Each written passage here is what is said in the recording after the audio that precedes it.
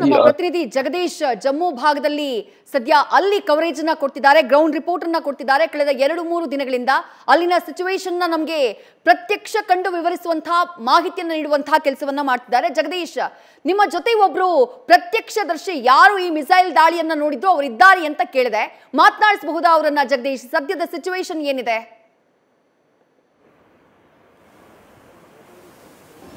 ವಿದ್ಯಶ್ರೀ, ನಾನೀಗ ಸದ್ಯ ಇರುವಂತದ್ದು ಜಮ್ಮು ಕಾಶ್ಮೀರದ ಉರಿ ಅಂದ ತಕ್ಷಣವೇ ನಿಮಗೆ ಗೊತ್ತಾಗುತ್ತೆ. ಕಳೆದ 4 ದಿವಸಗಳಿಂದ ನಿರಂತರವಾಗಿ ಅಂದ್ರೆ ಗುಂಡಿನ ದಾಳಿ ಅತಿ ಹೆಚ್ಚು ಆಗ್ತಾ ಇರುವಂತಹ ಸ್ಥಳ ಇಲ್ಲಿ ಬುನಿಯಾರ್ ಅನ್ನುವಂತಹ ಹಳ್ಳಿ. ಇದು ನಿಮಗೆ ಕಾಣಿಸ್ತಿದೆ ಅಲ್ಲ, ನಿಮಗೆ ವಿಜುವಲ್ಸ್ ಅಲ್ಲಿ ತೋರಿಸ್ತಾ ಹೋಗ್ತೀನಿ ಮೊದಲು, ಯಾಕಂದ್ರೆ ಈ ಪ್ರದೇಶ ಹೇಗಿದೆ ಅಂತ ಹೇಳ್ಬಿಟ್ಟು. ಬುನಿಯಾರ್ ಅನ್ನುವಂತಹ ಹಳ್ಳಿ ಇದು. ಈ ಬುನಿಯಾರ್ ಅನ್ನುವಂತಹ ಹಳ್ಳಿಯಲ್ಲಿ ನಿನ್ನೆ ರಾತ್ರಿಯೂ ಸಹಿತ ಅಂದ್ರೆ ಮಿಸೈಲ್ ಇಲ್ಲಿಂದ ಮೂವ್ಮೆಂಟ್ ಆಗಿರುವಂತದ್ದು. ಯಾಕಂದ್ರೆ ಇದರ ಪಕ್ಕದಲ್ಲೇ ರಾಂಪುರ ಅನ್ನುವಂತಹ ಬೇಸ್ ಕ್ಯಾಂಪ್ ಇದೆ.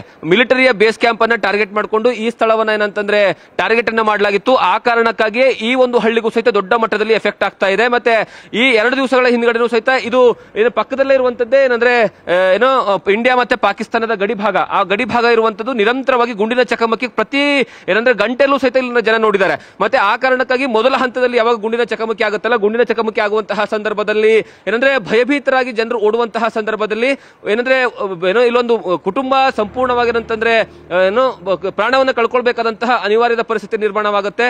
ಆ ಸಂದರ್ಭದಲ್ಲಿ ಬಹಳಷ್ಟು ದೊಡ್ಡ ಮಟ್ಟದಲ್ಲಿ ಆತಂಕ ಇತ್ತು. ಮತ್ತೆ ಇದರ ಸಂಪೂರ್ಣ ಈ ಏರಿಯಾದ ಸಂಪೂರ್ಣ ವಿವರ, ಎಲ್ಲ ಇಡೀ ಹಳ್ಳಿಯಲ್ಲಿರುವಂತಹ ಎಲ್ಲರೂ ಸಹಿತ ಈ ಹಳ್ಳಿಯನ್ನ ಖಾಲಿ ಮಾಡಿಕೊಂಡು ಇವ್ರನ್ನ ಬೇರೆ ಕಡೆಗೆ ಸ್ಥಳಾಂತರ ಮಾಡುವಂತಹ ಕೆಲಸವನ್ನ ಮಾಡಿದ್ದಾರೆ. ಇಲ್ಲಿ ಲೋಕಲ್ ಲೀಡರ್ಸ್ ಇದ್ದಾರೆ, ಅವರ ಮಾತಾಡ್ಸೋಣ. ಸರ್ಜಿ, आपका नाम क्या है?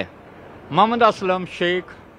मोहम्मद असलम शेख. ओके, आप बोल रहे थे ना कल रात को भी? आज रात को यहाँ हम तो होशियार हैं, क्योंकि आपको पता है ये उड़ी जोन जो भी है ये खतरे में है. ये आज 70 साल से खतरे में है. जब भी कोई शिलिंग होती है, कुछ हो गया, हम उड़ी के जद में इसमें आते हैं. शिलिंग में अभी कल आपने देखा हमारी एक लड़की वहां जख्मी होगी सेल से, उसका जनाजा कल हुआ, जिसमें गवर्नर साहब भी पहुंचे, एडमिनिस्ट्रेशन सब पहुंची वहां. तो आज रात को भी यहाँ डाउन हम कोई 12-12:30 का टाइम था, यहाँ डाउन अपने चक्कर लगा रहा था. मगर हमने देखा इंडियन आर्मी ने भी अपना डिफेंस वहां कर दिया था, लाइट का कुछ. हाँ, उन्होंने भी कर दिया था अपना डिफेंस. तो हम अंदर पीछू लेकर सो गए. हमने सोचा हो सकता है फट भी सकता है, तो हमने बच्चों को रवाना कर दिया था. तो अभी बहुत से यहाँ गरीब फैमिली हैं जो फंसी हैं, जिनकी सहायता नहीं है निकलने का, खाने पीने का, बहुत सब, क्योंकि ये बॉर्डर एरिया है. अभी यहाँ अभी सवेरे यहाँ 2 मकान और ज्यादा हो गए. परमपीला में. हाँ, शेल उधर 2 शेल लगे, 2 मकान अभी. एक मिनट ಏನೋ ವಿದೇಶಿನ ಕನ್ನಡದಲ್ಲಿ ಏನಂದ್ರೆ ಕನ್ನಡ ಪ್ರೇಕ್ಷಕರಿಗೋಸ್ಕರ ಕನ್ನಡದ ನಮ್ಮ ಏನಂದ್ರೆ ನ್ಯೂಸ್ ಫಸ್ಟ್ ವೀಕ್ಷಕರಿಗೋಸ್ಕರ ಹೇಳುವಂತಹ ಕೆಲಸವನ್ನು ಮಾಡ್ತೀವಿ ಹೇಳುವಂತದ್ದು.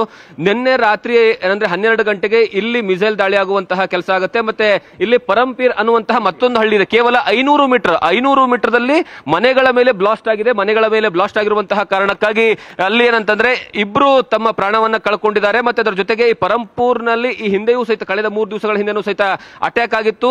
ಆದ್ರೆ ಅದಾದ ಮೇಲೂ ಸಹಿತ ಮತ್ತೆ ದಾಳಿ ಆಗಿದೆ. 2 ದಿವಸಗಳ ಹಿಂದೆನೂ ಸಹಿತ ನಿರಂತರದಂತಹ ಫೈರಿಂಗ್ ಆಗ್ತಾ ಇತ್ತು. ಮತ್ತೆ ಮಿಸೈಲ್ ಏನಂದ್ರೆ ಇಲ್ಲಿ ಬಂದು ಮೂವ್ಮೆಂಟ್ ಆಯ್ತು. ಅದ್ರ ಸಲುವಾಗಿ ಏನಂತಂದ್ರೆ ಒಂದು ಬೇಸ್ ಕ್ಯಾಂಪ್ ಇದೆ, ರಾಂಪುರ್ ಅಂತ. ಈ Rampur base camp military base camp ಅಂದ್ರೆ ಬಹುತೇಕ ಇಲ್ಲಿರುವಂತವರಿಗೆ ದೊಡ್ಡ ಮಟ್ಟದಲ್ಲಿ ಗೊತ್ತು. ಕಾರಣ ಏನು ಅಂತಂದ್ರೆ ಇಲ್ಲಿ ಸರೌಂಡಿಂಗ್ ಅಲ್ಲಿ ಉರಿ ಆಗಿರ್ಬೋದು, ಉರಿಯನ್ನು ಹೊರತುಪಡಿಸಿ ಈ ಭಾಗದಲ್ಲಿ ಯಾರಿಗಾದ್ರೂ ಏನಾದ್ರೂ ಆದ್ರೆ ಅವ್ರನ್ನ ನೇರವಾಗಿ ಕರ್ಕೊಂಡ್ ಬರುವಂತದ್ದೇ ಈ ಮಿಲಿಟರಿ ಹಾಸ್ಪಿಟಲ್ಗೆ. ಅಲ್ಲಿ ಮುಂದೆ ಹೋಗೋದಕ್ಕೆ ಯಾವುದೇ ಕಾರಣಕ್ಕೂ ಸಹಿತ ಅವಕಾಶ ಇಲ್ಲ. ಯಾಕಂದ್ರೆ ಈ ತರ ಏನಂದ್ರೆ ಸಂಪೂರ್ಣವಾಗಿ ಇಡೀ ಪ್ರದೇಶವನ್ನು ಏನಂದ್ರೆ ಬ್ಲಾಕ್ ಮಾಡುವಂತಹ ಕೆಲಸವನ್ನ ಮಾಡ್ತಾರೆ. ಸರ್ಜಿ, आप बोल रहे थे परमपुर के बारे में? परमपीला में सवेरे शेल आए हैं वहाँ के, पाकिस्तान के, वहाँ सेवलिंग के मकानों में वहाँ गिरे हैं. तो सवेरे कुछ नमाज के आसपास में गरीब हैं, बहुत गरीब हैं, तो उनके मकान बिल्कुल मिसमार हो गए हैं. तो इस वक्त बिल्कुल जो इस वक्त हालात है, बहुत खतरनाक हालात है, बहुत ह्यूज हालात है. हमारी इंडिया फौज भी इस वक्त मतलब जवाबी कार्रवाई में इस वक्त कामयाबी कर रही है वो भी. तो हम भी खड़े हैं. रात को कोई बच्चे जा रहे हैं, कोई आ रहे हैं, कुछ तब मतलब बहुत हालात यहाँ खराब है। ಓಕೆ ಓಕೆ ಓಕೆ ಓಕೆ ಧನ್ಯವಾದ ಸರ್ ಜಿ. ವಿದ್ಯಾಶ್ರೀ ಕೇಳಿದ್ರಲ್ಲ, ಅಂದ್ರೆ ಇಲ್ಲಿರುವಂತಹ ಏನಂದ್ರೆ ನಿನ್ನೆ ರಾತ್ರಿ ನಡೆದಿರ್ತಕ್ಕಂತಹ ಫೈರಿಂಗ್ ಸಂದರ್ಭದಲ್ಲೂ ಸಹಿತ ಯಾವೆಲ್ಲ ಪರಿಸ್ಥಿತಿಗಳಿತ್ತು, ಮತ್ತೆ ನಿರಂತರವಾದಂತಹ ಪಾಕಿಸ್ತಾನ ಫೈರಿಂಗ್ ಮಾಡುವಂತಹ ಕೆಲಸವನ್ನ ಮಾಡ್ತಾ ಇದೆ, ಆದ್ರೆ ಭಾರತವು ಸಹಿತ ಅದಕ್ಕೆ ತಕ್ಕ ಉತ್ತರವನ್ನ ಕೊಡುವಂತಹ ಕೆಲಸವನ್ನ ಮಾಡ್ತಾ ಇದೆ.